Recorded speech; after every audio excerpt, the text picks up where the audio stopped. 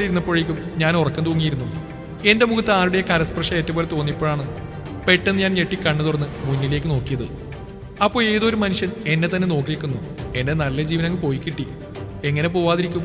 ഞാൻ കണ്ണു തുറന്നപ്പോൾ കണ്ടത് അയാൾ കുനിഞ്ഞിന്ന് നമ്മുടെ മുഖത്തിന് നേരെ അയാളുടെ മുഖം കൊണ്ടുവന്ന് വെച്ചിട്ട് നമ്മൾ തന്നെ സൂക്ഷിച്ച് നോക്കുന്നതാണ്. കോനത്തും ഒരു ഞെട്ടിലൂടെ ഞാനത് ചോദിച്ചപ്പോൾ അയാൾ അയാളുടെ മഞ്ഞപ്പല്ലുകളും കാട്ടി ചിരിക്കാൻ തുടങ്ങി. എനിക്കാണെങ്കിൽ അത് കണ്ടിട്ട് ഛർദ്ദിക്കാനാണ് തോന്നിയത്. ഇയാൾക്കൊന്ന് നേരാവണ്ണം കുളിച്ചൂടെന്ന് പിറുവിരുത്തോണ്ട് ഞാൻ ലഗേജ് എടുത്ത് അവിടുന്ന് പുറത്തിറങ്ങി. തിരിഞ്ഞു നോക്കിയപ്പോൾ അയാൾ എന്നെ നോക്കി ചിരിക്കുന്നുണ്ടായിരുന്നു. അത് കണ്ടപ്പോൾ എനിക്കെന്തോ ചെറിയ പേടി തോന്നിയെങ്കിലും ധൈര്യം കൈവിടാതെ ഞാൻ നടത്തത്തിന്റെ സ്പീഡ് കൂട്ടി. പടച്ചോന്റെ കൃപ കൊണ്ട് പെട്ടെന്ന് നമ്മുടെ മുന്നിലേക്ക് ഒരു ഓട്ടോ വന്നെത്തിയതും നമ്മുടെ ശ്വാസം നേരെ വീണു.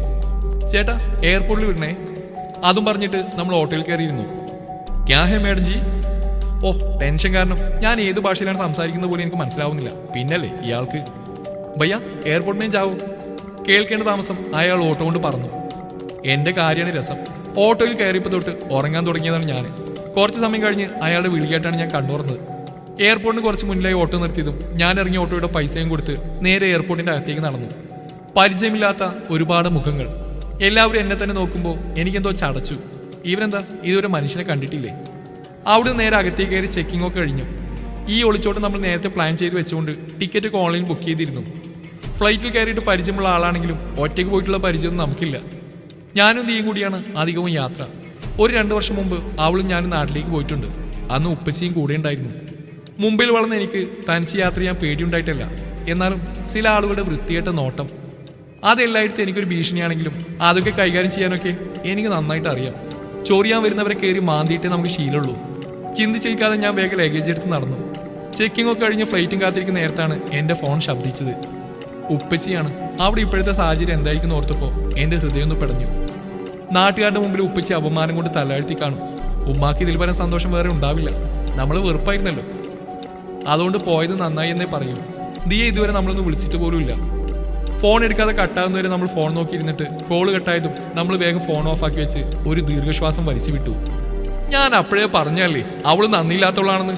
ഒരിക്കലും അവള് നമ്മളെയൊക്കെ ചതിക്കുമെന്ന്. അപ്പം നിങ്ങൾക്കത് പിടിച്ചില്ല. അതിന്റെ പേരിൽ നിങ്ങൾ എന്നെ അന്ന് തല്ലി. എന്നിട്ടിപ്പോ എന്തായി? അവള് കണ്ടമാരുടെ കൂടെ പോയത് കണ്ടില്ലേ? നിങ്ങൾക്ക് അങ്ങനെ തന്നെ വേണം മനുഷ്യ. കണക്കായി പോയി. തലയിൽ കയറ്റി വെച്ച് നടക്കില്ലായിരുന്നോ ആ ജന്തുവിനെ? അനുഭവിക്ക്. മൂസാജിയുടെ ഭാര്യ അയാളെ പലതും പറഞ്ഞ് കുറ്റപ്പെടുത്തിയിട്ട് അകത്തേക്ക് കയറിപ്പോയി. എല്ലാം കേട്ട് കുറ്റബോധത്തോടെ അയാൾ തലകുനിച്ച് നിന്നു. ആ ഉപ്പയുടെ മനസ്സ് നേറി പുകയുന്നുണ്ടായിരുന്നു. സ്വന്തം മകളെപ്പോലെ കണ്ട് ഒരുപാട് വാത്സല്യം കൊടുത്ത് വളർത്തിയവൾ തന്നെ നാട്ടുകാർക്ക് മുന്നിൽ കളിയാക്കാൻ ഇട്ടുകൊടുത്തിട്ട് ആരുടെ കൂടെ ഒളിച്ചോടിപ്പോയെന്നും അയാളും വിശ്വസിച്ചു. ഉപ്പച്ചി, എനിക്കൊരു കാര്യം പറയാനുണ്ട്. ഉപ്പാന്റെ അവസ്ഥ കണ്ടിട്ട് സഹിക്കാൻ കഴിയാതെ വന്നപ്പോൾ സത്യാവസ്ഥ എന്താണെന്ന് തുറന്നു പറയാൻ വേണ്ടി ദിയ അയാളുടെ അടുത്തേക്ക് ചെന്നു. അവൾക്ക് നേരെയുള്ള അയാളുടെ ദഹിപ്പിക്കുന്ന നോട്ടം കണ്ടിട്ട് അവൾ പറയാൻ വന്നതിന് വിഴുങ്ങി. നിനക്കും ആരുടെയെങ്കിലും കൂടെ പോവണമെങ്കിൽ പോവാം. കല്യാണം വരെയൊന്നും കാത്തു നിൽക്കണ്ട. ഇനിയും നാട്ടുകാരുടെ മുമ്പിൽ നാണം കെടാൻ വയ്യ ഈ ഉപ്പാക്ക്. ദിയെ നോക്കി അദ്ദേഹം അങ്ങനെ പറഞ്ഞപ്പോൾ ഫാത്തിമ അകത്തുനിന്ന് കലിപ്പിൽ ഇറങ്ങി വന്നു. അതിന് എന്റെ മോള് ഓളെപ്പോലെ തെരുവണ്ണല്ല. എന്റെ മോൾക്ക് ബുദ്ധിയും വിവരമുണ്ട്. കാരണം ഇവള് എന്റെ മോളാ, നിങ്ങളുടെ ആ മോളെ പോലെയല്ല. ഇതൊക്കെ കേട്ടുകൊണ്ട് വന്ന സഹലിന് ദേഷ്യം കൺട്രോൾ ചെയ്യാൻ കഴിയാതെ അവൻ കലിപ്പിലായി. ഒന്ന് നിർത്തുന്നുണ്ടോ? കുറെ നേരമായി തുടങ്ങിയിട്ട്. മനുഷ്യനൊരു സമാധാനം തരില്ല എന്ന് വെച്ചാ അവൾ ഇവിടുന്ന് പോയെങ്കിൽ അതുപോലെ തന്നെ തിരിച്ചു വരും. ഇല്ലെങ്കിൽ വരുത്തിക്കാൻ ഈ സഹലിനെ അറിയാം. ആരും അധികം പറഞ്ഞ് പെരുപ്പിക്കണ്ട. അവന്റെ കലിപ്പ് മോന്ത കണ്ടിട്ട് ഫാത്തിമ അടങ്ങിയിരുന്നു. ആരുടെ കുഞ്ഞമ്മനെ കെട്ടിക്കുന്ന കാണാൻ വേണ്ടി നിൽക്കുക എല്ലാവരും. കല്യാണം മുടങ്ങിയണ്ടില്ലേ? എല്ലാവരും പിരിഞ്ഞു പോകണം. അത്രയും പറഞ്ഞിട്ട് അവൻ അവിടെ കൂടി നിൽക്കുന്ന ആളുകളെ കാട്ടി ഓടിച്ചു. അവന്റെ സ്വഭാവം അറിയുന്നവരൊക്കെ അവനെ പ്രാഗിക്കൊണ്ട് രംഗം വിട്ടിറങ്ങി. സഹൽ അവിടുന്ന് നേരെ മുറിയിലേക്ക് വിട്ടു. മുറിയിൽ കണ്ട സാധനങ്ങളൊക്കെ ഓരോന്നായി അവൻ വലിച്ചെറിഞ്ഞ് പൊട്ടിച്ചു. കല്യാണം മുടങ്ങിയ ദേഷ്യത്തിലും ദുവ തന്റെ കയ്യിൽ നിന്ന് മിസ്സായ നിരാശയിലും സഹൽ മുഷ്ടി ചുരുട്ടി ഭിത്തിയിലേക്ക് ആഞ്ഞുകുത്തി. നീ എവിടെ പോയാലും ശരി, നിന്നെ എന്റെ കൈ കിട്ടുമടി. Excuse me. ഒരു പെൺ ശബ്ദം കേട്ട് ഞാൻ ഫോണിൽ നിന്ന് തലയുർത്തി നോക്കിയപ്പോൾ എന്റെ മുന്നിൽ ഒരു പെൺകുട്ടി ലഗേജ് പിടിച്ച് നിൽക്കുന്നു. ആളെ കണ്ടപ്പോൾ തന്നെ എനിക്ക് ഉറപ്പായി മലയാളിയാണെന്ന്. നമ്മൾ മലയാളികൾക്ക് ഒരു പ്രത്യേകതയുണ്ട്. നമുക്ക് പെട്ടെന്ന് തിരിച്ചറിയാൻ പറ്റും. കാരണം നമ്മുടെ വേഷവും പെരുമാറ്റവും തന്നെ. പടച്ചോനെ, ഏത് നാട്ടുകാരിയാണെന്ന് എങ്ങനെയപ്പോൾ അറിയാം? എന്നെ നോക്കി അവളങ്ങനെ പറഞ്ഞപ്പോൾ ഞാൻ ചിരിച്ചു കാണിച്ചു. ആഹാ, അത് ശരി, അപ്പൊ മലയാളിയാണല്ലേ? എന്നിട്ടാണോ ബംഗാളിയെപ്പോലെ ഇങ്ങനെ നോക്കിയിരിക്കുന്നേ? അവളുടെ പറച്ചിൽ കേട്ട് ഞാൻ പൊട്ടിച്ചിരിച്ചു പോയി. അതെ, ഒരു സഹായം ചെയ്യോ? തനിക്ക് ബുദ്ധിമുട്ടില്ലെങ്കിൽ ഞാൻ വരുന്നവരിതൊക്കെ നോക്കുമോ? ഓ, അതിനെന്താ, ഞാൻ നോക്കിക്കോളാം. ഞാൻ കുറച്ച് നീങ്ങിയിരുന്നിട്ട് ലഗേജൊക്കെ അവിടെ വെക്കാൻ അവളോട് പറഞ്ഞു. ഇതൊക്കെ ഒന്ന് ശ്രദ്ധിച്ചോണേ, ഇപ്പോൾ വരാവേ. എന്ന് പറഞ്ഞ് അതൊക്കെ നമ്മളെടുത്ത് വെച്ചിട്ട് അവളെങ്ങോട്ട് ഓടിപ്പോയി. പടച്ചോനെ, അതിനെ കാണുന്നില്ലല്ലോ. ഇനിയിപ്പോ ഇതിൻ്റെ അകത്ത് വല്ല ബോംബോ മറ്റോ ആയിരിക്കോ? അതാണോ ആ കുട്ടി തിരിച്ചു വരാത്തേ? അവള് പോയ വഴി നോക്കി ഞാൻ ഇവിടെ നിന്ന് പോസ്റ്റാകാൻ തുടങ്ങിയിട്ട് മണിക്കൂറായി. എന്നെ അന്വേഷിച്ചുകൊണ്ട് അവൻ ചിലപ്പോൾ ഇങ്ങോട്ട് വരാൻ സാധ്യതയുണ്ട്, ആ അലവരാതി സഹല്. ഫ്ലൈറ്റിന് സമയമായി എന്നറിഞ്ഞതും ഞാൻ നമ്മുടെ ലഗേജൊക്കെ എടുത്ത് നടന്നു. പെട്ടെന്നാണ് എനിക്ക് ആ കുട്ടിയുടെ കാര്യം ഓർമ്മ വന്നത്. എന്നെ വിശ്വസിച്ചിട്ടല്ലേ അവളതൊക്കെ നമ്മളെ ഏൽപ്പിച്ചിട്ട് പോയത്. അപ്പം ഞാൻ ഈ ചെയ്യുന്നത് ശരിയാണോ? അവളുടെ സാധനങ്ങളൊക്കെ അവിടെ വിട്ടിട്ട് ഞാൻ എൻ്റെ പാട് നോക്കി പോകുന്നത് തെറ്റല്ലേ? പക്ഷേ എനിക്ക് എന്തായാലും പോയേ പറ്റൂ, ഇല്ലെങ്കിൽ ഫ്ലൈറ്റ് മിസ്സാവും. ഞാൻ അവിടെ ചുറ്റും നോക്കി. ആ കുട്ടീനെയാണെങ്കിൽ കാണാനുമില്ല. എൻ്റെ ഫ്ലൈറ്റ് ഇപ്പോൾ പോവല്ലോ പടച്ചോനെ. അടുത്ത ഫ്ലൈറ്റ് ഇനി എപ്പോഴാണാവോ? അതുവരെ ഇവിടെ നിൽക്കുന്നത് സേഫ് അല്ല. നിരാശയോടെ ഞാൻ നോക്കി നിൽക്കുമ്പോഴാണ് ആ പെണ്ണ് ഓടി വരുന്നത് കണ്ടത്. സോറി കേട്ടോ, ബുദ്ധിമുട്ടായല്ലേ? ഞാൻ എൻ്റെ താത്താനെ വിളിക്കാൻ വേണ്ടി പോയതാ, ബുദ്ധിമുട്ടിച്ചാൽ ക്ഷമിക്കണം എന്ന് പറഞ്ഞിട്ട് ഓള് ലഗേജും എടുത്തുകൊണ്ട് ഓടിപ്പോയി. ഞാനിതൊക്കെ കണ്ടിട്ട് വാ പൊളിച്ച് പോയി എന്ന് പറഞ്ഞാൽ മതിയല്ലോ. വായും പൊളിച്ച് നിൽക്കാതെ ഞാൻ അവൾക്ക് പിന്നാലെ ഓടി. എന്നിട്ട് ഫ്ലൈറ്റിൽ കയറി സീറ്റ് ഉറപ്പിച്ചു.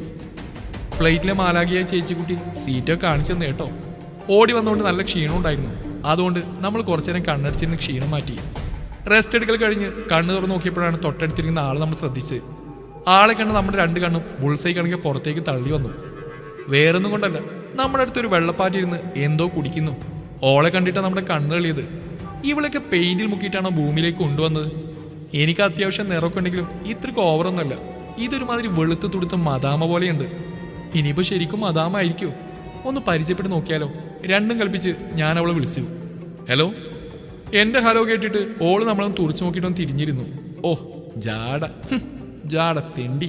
അവളോട് മിണ്ടാൻ പോയാൽ നമ്മളെ പറഞ്ഞാൽ മതിയല്ലോ എന്ന് ഞാൻ പിറുവിറുത്തു.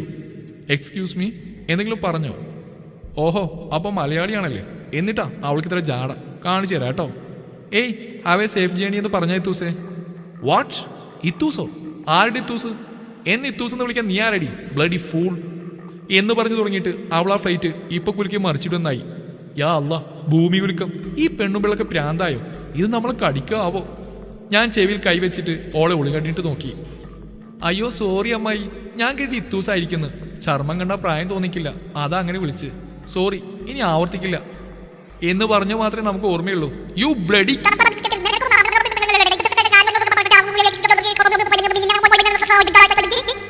പിന്നെ നമ്മളവിടെ കേട്ടത് പലതരത്തിലുള്ള ഇംഗ്ലീഷ് തെറികളായിരുന്നു.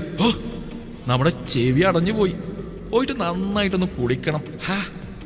എല്ലാം കിട്ടി ബോധിച്ചു. അതിനുശേഷം ഞാൻ അവളെ തിരിഞ്ഞു പോലും നോക്കിയിട്ടില്ല. പേടിച്ചിട്ടൊന്നും അല്ല കേട്ടോ, നമുക്ക് പണ്ടേ ഇച്ചിരി മര്യാദ കൂടുതലാ.